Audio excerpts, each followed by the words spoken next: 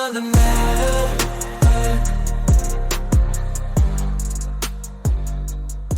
Heart on the matter. Guys, welcome to the Heart of the Matter.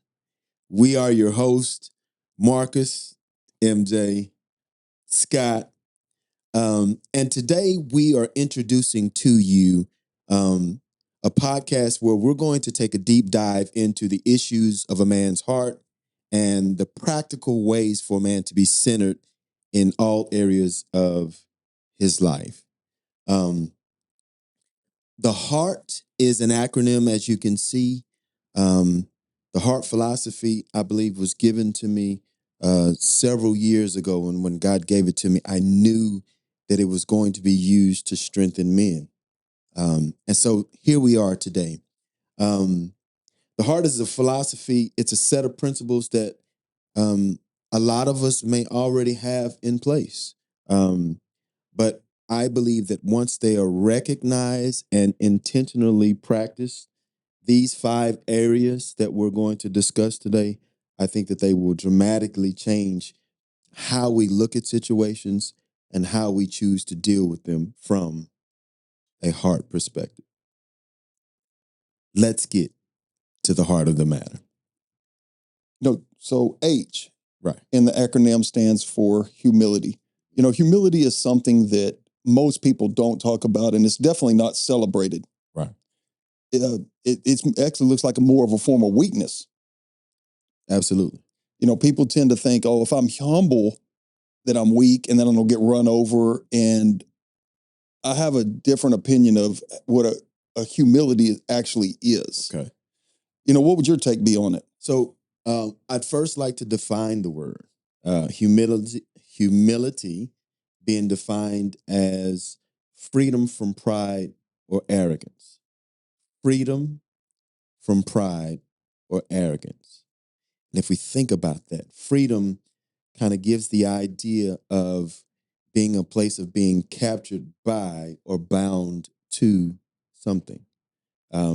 So humility would actually be the antithesis to pride and arrogance, or an idea of one's own superiority or your own self-importance. So it doesn't have anything to do with weakness. Actually, if I could speak, I would speak to it. I would say that humility actually is a characteristic of strength. I think that pride and arrogance kind of puts us in this place where you feel that you need to outwardly show a defense of yourself. You need to speak up for yourself or stand out. And I'm not saying that you it is not the idea of cowering. Cowering. Yeah, I think that's a word. Uh, humility is taking a standpoint of I'm going to consider myself, but in a place that considers others as well, if not even before myself. And that idea I know is kind of counterintuitive to where we are in society. That's what I was fixing to talk about. In society, they're already trying to make a man lesser than he is. And so when you take humility and put that on top of it, a lot of guys feel like, man, I gotta be this macho guy, or I'm not gonna not gonna stand out. I'd be looked at as less than. Absolutely. Right. There's a natural sense of maybe I could say bravado that comes from the idea of a manly man. We kind of have this posture of chest out, and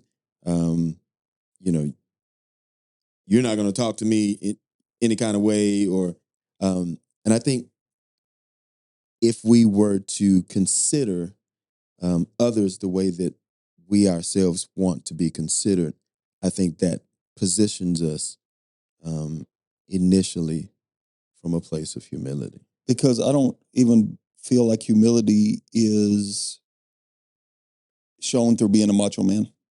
Talk about it. I feel like humility is shown by doing the thing that's right, to even lesser yourself to help another person. Yeah. how would you give an example? What would be an example of showing humility? Well, the one thing is there's a sense of false humility. So a lot of times we get into situations and we need a helping hand. But instead of taking the helping hand, we stand up and say, no, no, no, no, no, I don't need that. Because inside, as a man, we don't want to take a helping hand from someone else. We want to act like we're okay. Everything's all right. But at times and that is where I think it shows weak, that a man feels like it's weak to do that. And it's not. You have to be humble in all areas. And it's hard to do sometimes. You got to eat your pride and say, man, I really do need this. This false humility is actually going to get me with nothing today. Absolutely. Absolutely. So you said a false humility. I think I could speak to that, especially asking for help. Asking for help oftentimes for men feels like a place of weakness. I almost a month ago now, 4 weeks ago today, I had a very serious accident. I flipped my day cab and ended up on my side. An accident that is no understatement that for me even to be sitting here with you, it is no short of the grace of God, the grace and the mercy of God. Absolutely. I climbed out of the front windshield of this truck as it laid on its side. And I don't even remember consciously saying, hey, I'm going to go out this windshield. I just remember it when the truck stopped, thinking to myself, hey, I need to get out of here. Anyway, that began a series of circumstances now from that accident. I no longer work for that company. And there was a brother who offered to help me. He said he had spoken to his wife and he wanted to do something for our family by way of groceries or money or whatever. And to be honest, my first response was like, nah, man, I'm good. I don't need your help. Right. I got it. Mhm. We got here. We'll figure it out. Mhm. Oftentimes, that's probably whether we say that out loud or not. Yeah, I figured it out. We'll just push on from here. But to say no to that would be a false sense of humility. To say, nah, I'm good. I don't need it. Instead of just saying, you know what, man? Thank you. I appreciate that. And to resist that, I think would stand in the way of his blessing as well. Absolutely. I think not letting him do something that was put in his heart, Right. you're stopping him as well. Right. And I think that's something we got to learn how to do. And that is definitely part of being humble. Okay. So heart, we started H with humility. E, the E is for encouragement. And by definition, Speak to that. encouragement is to inspire with courage, spirit, or hope. And in my opinion, I think encouragement is something that we don't do enough of. We do not, because it even goes back to the point of where we talked about humility, where when we encourage somebody, it feels like weakness to us sometimes. If I'm gonna speak a good word to somebody, it's like, oh, I gotta always walk around as this masculine dude that can't compliment somebody or say, man, you're doing a good job. Yes. And in in the workplace, especially, I manage probably about 50 people. And so I've got guys from managers down to floor workers. And what I try to do is encourage all of them the same. If you do a good job, hey, you've done a good job, and talk about it and tell them that, because when you tell them that, it makes them feel better about what they're doing. If nobody ever encourages somebody, you feel like that what you're doing is worth nothing. So if I'm hearing you correctly, encouragement kind of gives a feeling of appreciation. Absolutely. It does. It makes you feel like the work that you've put in is appreciated by somebody. And I think that goes along with just when we're in friendships. Hey, man, I appreciate you today, man. Thanks for being here and let me talk to you. Because so many times we think that we're the problem fixer and we can fix everything. And sometimes I just need somebody to sit there and listen. Right. Absolutely. You ain't got to speak to me. You ain't got to try to fix my problem. I just need you to sit there and let me rant about what's going on in my life. And you say, man, I understand you, brother. I got you. Or like you said, I'm listening. Yeah. I'm listening. Just us being in front of these cameras and having these microphones is probably the new thing for us. But this is something that you and I have been doing, say what, for the last, we're going on 2 years with this? I'd say about 2 years. Going on 2 years with this. And so many times I'm over to your house with your family and the way that they embrace me is just, I don't even know that I have words for it. But for you to say, man, you're part of our family, Absolutely. right? And how many times have you maybe sent me a text message or called and said, you know what, I really appreciate you and how you are with my family, and how that is making you one a better husband Absolutely. and a better father to those girls. Because I believe that your kids are older than my kids. And so you've lived a life where you've raised your kids. So you've been through some of these times. So you've seen some stuff. So that's how that encouragement helps me, is where you've lived that life. I have not got there yet. And so you're going from a place of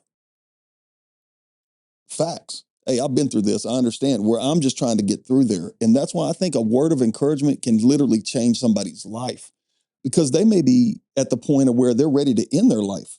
I mean, this thing could go all the way down and you speak a word to them and all of a sudden they're like, man, I don't have to do that. I can go on. I can go on. And we don't know how important our words are. We think that when we talk that it's not important. It's just something. But when we talk to the heart of the other person. And sometimes it could change their whole world just by us giving a compliment or saying, hey man, it's going to be okay. I want to go back to you tying them both together, both humility and encouragement. Just this past Sunday, I was in the Walmart and I was getting ready to leave, and in walks this man with like stair step of children. There were 5 of them, I believe. The smallest one in the basket, and you can just see them kind of, Bless him. right? Yeah, I know. You 3, I got 2, and you know what I mean? I feel like my hands. Exactly. So with 5, and there's obviously a woman in the picture somewhere, right? But she wasn't there. It Yeah. was just dad and his kids. And so to see that, I was encouraged by it, because sometimes the stereotype is that we as men are absent from the picture. So whether he was even thinking it or not, I felt like it was a place of humility for me to just say, hey, man, I appreciate seeing that. Like, and I told his kids, I said, I don't know if you appreciate your dad right now, but oftentimes we get a bad rap. So to see him in here with all, I said, I assume all of these are yours. And he was like, oh, yeah. I said, man, more power to you, brother, man. Keep doing your thing, man. I see you. Because you're right. A lot of times it does look like that. It looks like, hey, the guy goes to work, the guy he's the breadwinner, the wife takes care of the kids. You know, I got 3 daughters. I'm a girl's dad. God bless you. I'm a girl's dad. And at one point in my life, I wanted to have no children.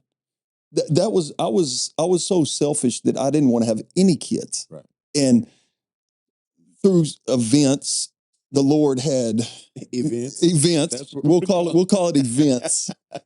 And it changed. I really realized how selfish I really was. And, you know, I'll be out sometimes, and most of the time I just got my 2 oldest girls because the baby wants to stay with her mom.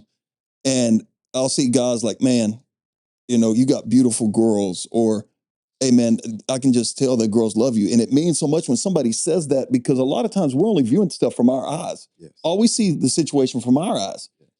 And when people are telling us something from their eyes, it's like, well, okay, I can do this. I can make it through. Because there's days when I feel like, man, I don't know if I'm gonna make it through this. Right. And all of a sudden somebody tells me, hey man, it's good, man. You'll be okay. You're gonna be all right. You're gonna be all right. And that's why I believe encouragement is so it's a vital part of what we need to do. We need to learn how to encourage men and encourage anybody. I mean, I don't mean just men, but be an encourager. Right. I think encouraging somebody allows them to know that they are seen. Yeah. That they are seen. And just what you said, oftentimes we only see life through our own lenses, and we can't see from any other perspective, or we're not allowing ourselves to see from any other perspective. So for someone to say, I see you, it does. It helps. And you also spoke to not knowing where someone is in a moment, because we sometimes isolate ourselves from our own perspective. And sometimes we have these blinders and we can't really see it full circle. We really don't see the job that we're doing or how effective the job is. Oh, that's absolute true. We can't see how good we all we see normally is the negative. Why is that? It's because human nature. Yeah. It's human nature that we're not doing enough, that we're not being enough, that I'm not a good enough dad, I'm not a good enough this. And we beat ourselves down to a point of where we are so low that we just don't see it. Yeah. You're doing a good job with those girls, by the way. Thank you. Just to tell you that. So, humility, encouragement, accountability. Accountability is something that takes time, I think, to build with a person. You know, number one, just by definition, is an obligation or willingness to accept responsibility or account for one's actions. So, in my opinion, accountability is first, you have to become accountable to yourself before you can help somebody else be accountable. And accountability is one thing that I think is vital in definitely every man's life, because he better be ready when these situations come, because they're coming at you.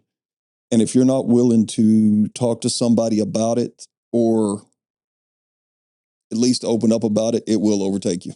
So, accountability, from what you shared with us, sounds like it starts from a place of being self-aware. Absolutely. You need to know what issues you're dealing with and what your vices are first, Okay. to give somebody else the tools that they'll need to help you. You need to know yourself. Your weaknesses. Weaknesses. Again, going back to humility. Weaknesses is something that we as men Don't talk about. don't want to talk about, and most oftenly won't talk about. So for the accountability, oftentimes it's much easier for us to point a finger in any other direction Yes, than mine. than mine. Yeah, I'd much rather find somebody else's fault than my fault. Right. I'm here because if they, whomever they are, would not have, or if they hadn't done that, then that is the result. For instead of saying, at some point, I am in this place because of decisions that I I made. made. Well, you know, from a personal level, I grew up my young years were very, very troublesome. I had a lot going on in my life, and there was a lot that I was dealing with. And that stuff built up in me walls that I couldn't tear down. Or, no, it wasn't that I couldn't tear them down. I didn't want to tear them down Didn't want because they become a protection to me. They kept people away from me, so I didn't have to talk to them about, hey, this is my real issue. And then, I guess I was about 30, and I had to really take a real look at myself and say, hey man, I understand you had all that take place, but it cannot make you who you are. And so I had to start looking at myself, and I had to find guys. I think one of the most important things is finding guys who won't pat you on the back when you're doing wrong. Because most of the time that's what we like. We would rather find somebody that's gonna pat us on the back and say, oh, it's okay. You gotta have guys that'll stand up to you and say, no, you're wrong, and you need to make this right. Or if they see you in a place where they think you shouldn't be, they'll pull you out of there. That's something else. I've dealt with alcohol at a very young age. I started drinking. I had I drank a lot, and it became a problem to me. And so, as you would know, if you saw me somewhere drinking, you would say, "Hey, what's going on, Scott? We've got an issue. We've got an issue." Yeah. And I think that's the kind of guys we got to have in our lives, is guys that know our deepest issues and can watch for it, not to play I got you. Right. Not to play, haha, I got you. Let me go tell everybody. I got something on you. It's not that. What it is it's saying, hey man, I'm seeing you going down this path. Right. And let's try to, we got to get this straightened up, because I'm telling you, you've told me this, and I know where it'll lead you to. Absolutely. What can we do to pull you back in line?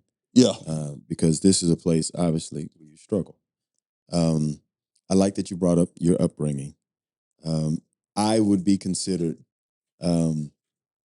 even now, I think I'm still considered a church boy. Maybe that's in my mind. I'm very much all things churchy, right? I grew up in a home where my mother got saved when I was like 4, going on 5 years old, right? And I grew up in a Pentecostal church, what we call a holiness church. And to this point, bro, I joke about it. I say Monday had to be the Sabbath. It was the only day we didn't go to church, right? Like, you had Tuesday was prayer service, Wednesday night service, you had Thursday choir rehearsal, Friday night service, you had Saturday morning children's church, Sunday morning Sunday school, and then Sunday morning worship. You had Sunday evening Bible class, and then Sunday evening worship. Brother, Monday had to be the Sabbath. So I didn't grow up like that. Right. I grew up as a Easter and Christmas Christian. CME? Yeah, I was a CME Christian. And I went when there was a holiday. Yeah.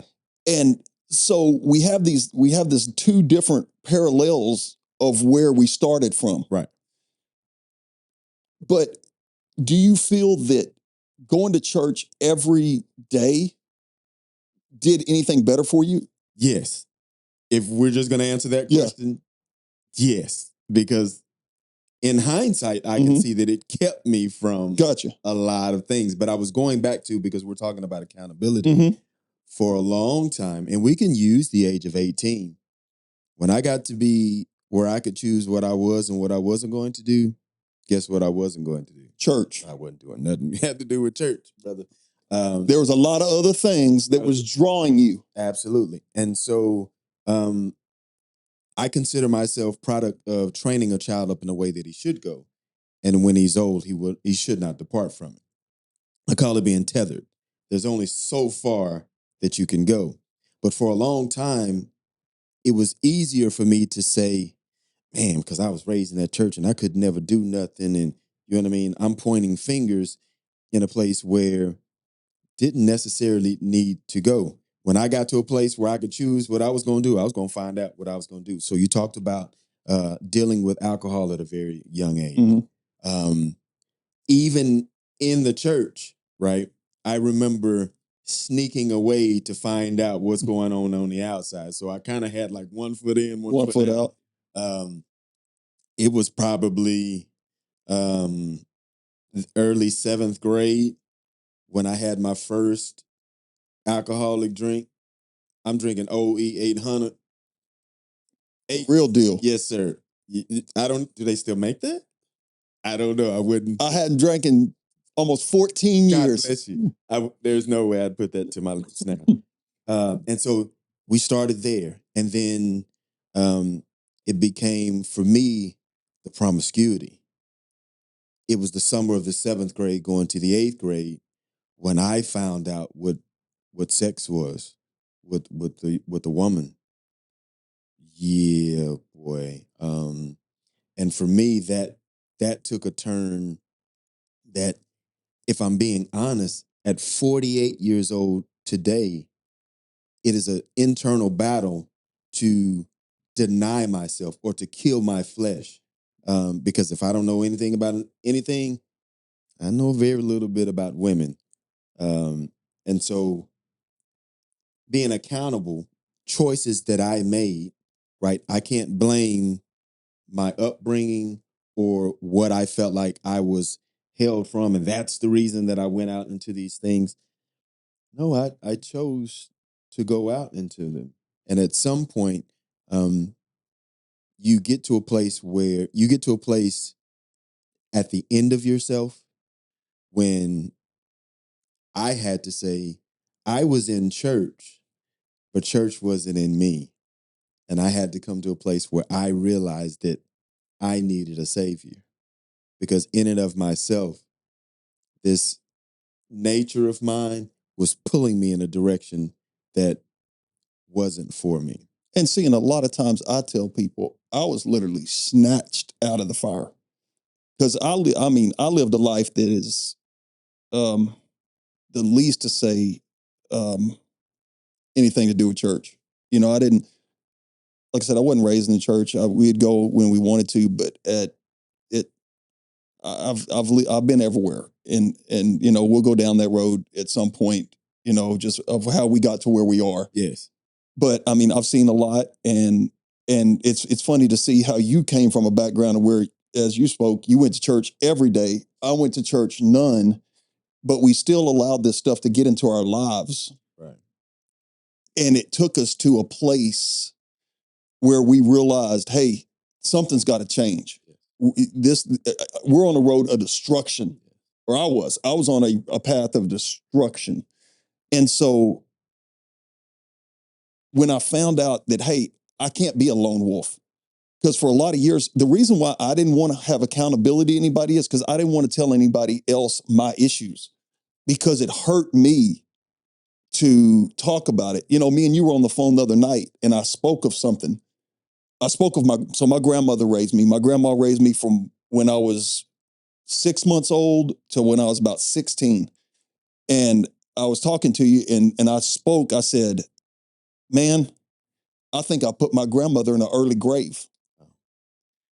And when I said it, it immediately brought emotion up on me because I'd never verbalized that type of statement. I've always believed it, but I'd never and when I said it, it almost like stunned me. It almost stopped me in my track. I heard it when you said it.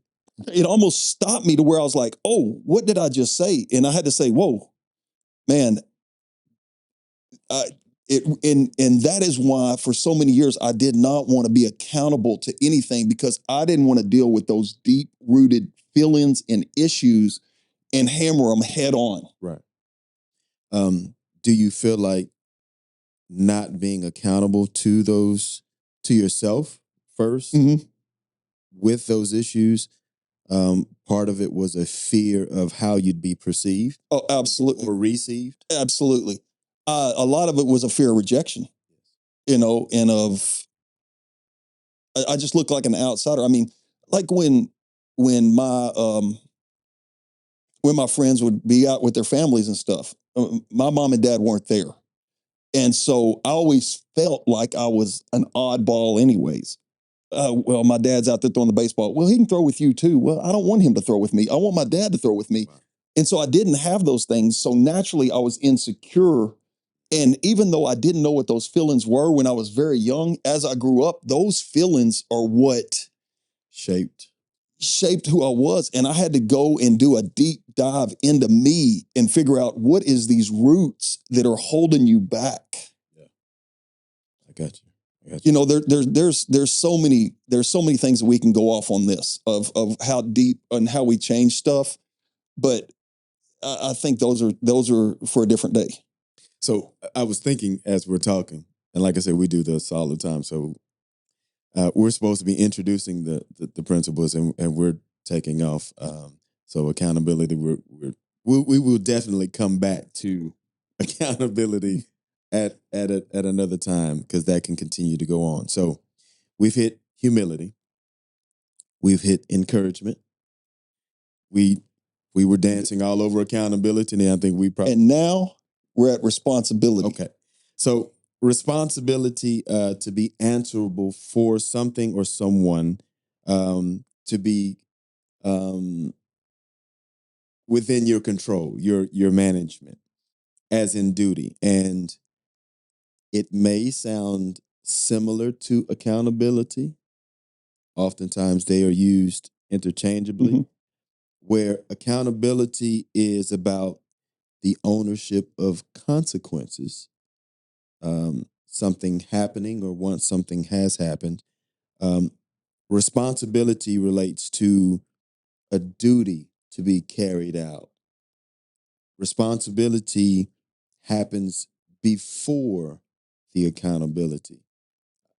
So we talked about being a husband, a father, um, with an absolute responsibility for yourself. When you take on a wife, you now are responsible for yourself and for her. And then you have children.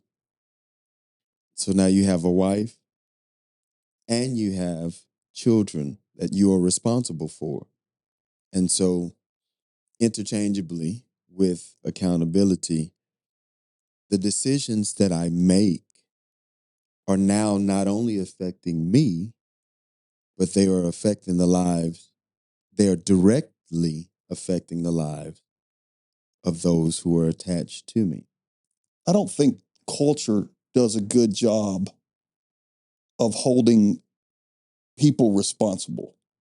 I don't think it, because now divorce is seen as just I mean, most people go into marriage thinking, I can let this thing go. If I want to, it's just a piece of paper. There's really no commitment there. And so I would say that we've not done ourselves a favor by doing things of those nature with responsibility, because everything you can get out of it so easy now. There's no people have no commitment to anything. Hey, if I want another job, I just go find it. Used to, people would work 40, 50 years at a job and retire there. Right. Nowadays, if you're tired of it, you just go to the next one. Absolutely. So I think responsibility also, there's a commitment that you have to have when you go into something. Okay. And because we're not committed to stuff, we're not responsible. We're not responsible. And even goes for church. Hey, if you don't like that church, there's another one right down the road that you can hit to, and you'll find what you like. Since you got offended, you can just go down the road to the next one. Okay. And find what you like. So, responsible sounds like doing a thing that needs to be done versus maybe not necessarily what wants to be done. I think it's doing a thing even if you don't want to do it. That's my opinion. I mean, it's like when you said, "Hey, we have kids now, and we're responsible to them." I mean, yeah, we could spin off and not take care of our kids, but all we're doing is stunting the next generation. We're making it where there's not a man in the house to show them the way, or like I said, I've got all girls. Hey, I want a man like my dad. I want a man that's honorable. I want a man that is trustworthy. And when you extract that out of the family, you just leave them to fend for themselves. It leaves them to try to figure out for themselves. Correct. When you talk about the father being in the home, and the responsibility that he carries to be an example to and before his children. I can think back when I had different relationships with young ladies. Those whose father was in their lives Mhm. directly had a different standard, if I could say that. Even though that the father didn't live in the house? Even if he didn't live in the house, if that relationship with that dad Was still there. was still there, You could still see the difference. there's an absolute difference versus a young lady who did not have a father in her life. When he's completely absent and she's just fending for herself. She's looking for, whether she realizes it or not, that father image that she's missing. And it's not just on them as well. I mean, not just on them as women or as girls, maybe even more so for young boys and young men when they don't have their father there. Like you said, we're leaving them to try to figure it out for themselves, or it's easier for them to adopt other images or try to find. We're trying to figure it out with this or that because it's being presented to me, more so than having a father there, hands on, who can speak encouragement to them, who can show humility, who's willing to be accountable uh, to themselves and even to their families. And that responsibility definitely weighs heavy, and it carries very far. So to be a man and to own the responsibility of one, yourself and your family comes with extreme importance. What you say? It's I couldn't I totally agree. It's responsibility to your family is the number one. It should be your number one priority. You should be responsible to them. You should take care. You should and teaching the next generation is one of the most important things that we can do. It's it's something that is not honored no more most of the time. Most people have decided that kids will be kids and they'll raise themselves. Well, that's not the. I was that guy. I was that where I thought I could raise myself, and man, I had neither parent, and my grandma did the best she could, but not having a father took a lot of stuff out of my life, and especially like as a disciplinary, telling me, "Hey, no, this is what you're gonna do." Right. Where I could just run over everybody, and that's what once I learned I could do that, it was all on me. No boundaries. There was no boundaries.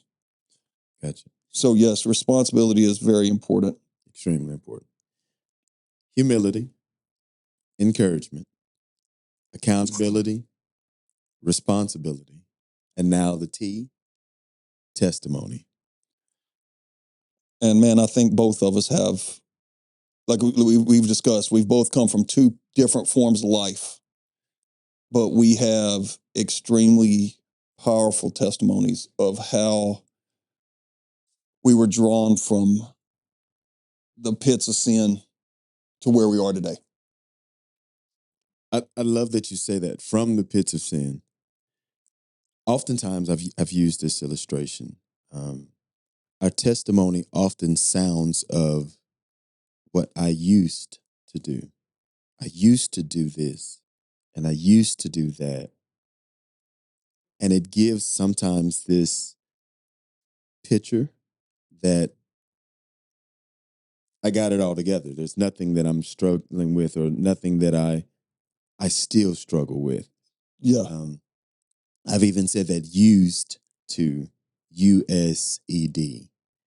I didn't and couldn't see then that I was being used in a way to, one, self-destruct, and I didn't understand how the influence God has given me,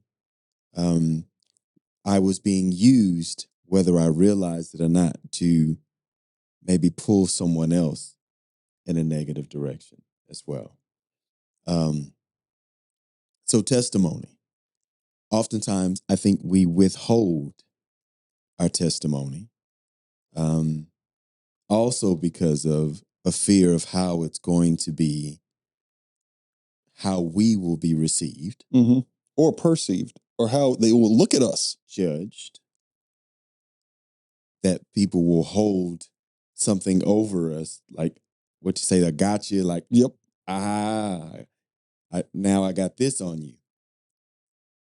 But I think that it's important that we share not only where we've been, but sometimes where we are, and to take into account that your full testimony may not be for public consumption. Yeah, you do need to. You need to be cautious. You need to have some discretion. Yes, you need some discretion, and you need to make sure that you're in the right audience. So I believe that comes from being led by the Spirit of God. Yes. I don't think that you should just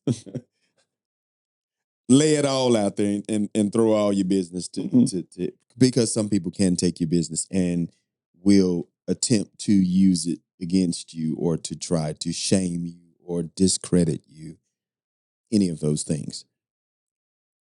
And I did use the word try intentionally because it is who you are.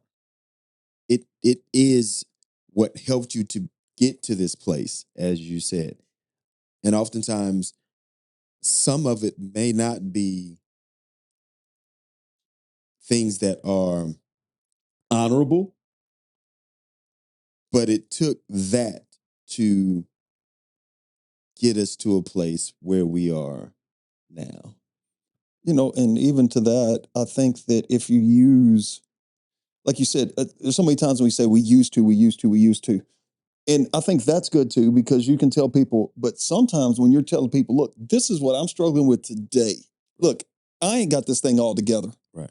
And you start talking to them and they say, well, I'm struggling with that too. Then you've got a possibility where it becomes accountability. Yes. Because, hey, man, we're struggling with the same issues. We've got the same thing going on. So there's this time when it's good to tell people where you once were. And there's also a good time to tell people where you currently are. And for me, I believe our testimony is so powerful because it's a firsthand experience that we went through. Right. It's not somebody telling me a fairy tale or, hey, here's a great story. No, I live this. In theory. I live this. This is how This is experience. This is experience. And I knew how to get through this. Yes. I figured out how to get through it. And here's some tools. You don't have to use them if you don't want to. It's up to you. But here's some tools that I used to figure out how to get through these situations that were present in my life.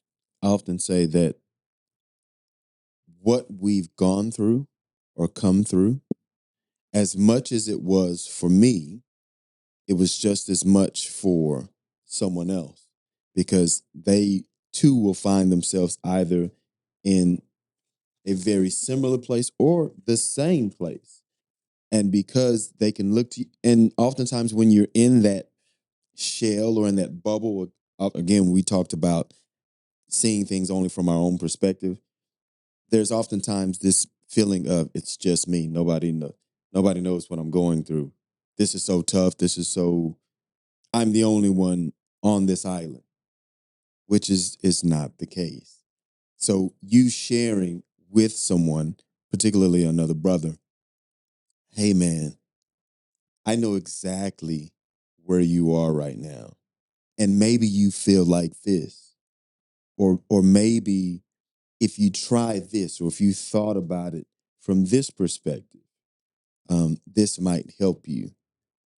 So again, that could also be tied back to the encouragement. So all of these principles from the heart philosophy tie into each other. Humility helps you to be in a place to encourage someone.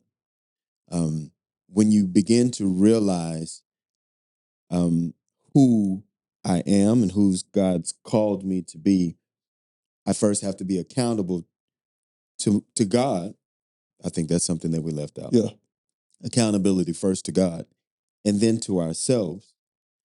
And when I understand or begin to understand that, I can then take responsibility and say, okay, this isn't just about me.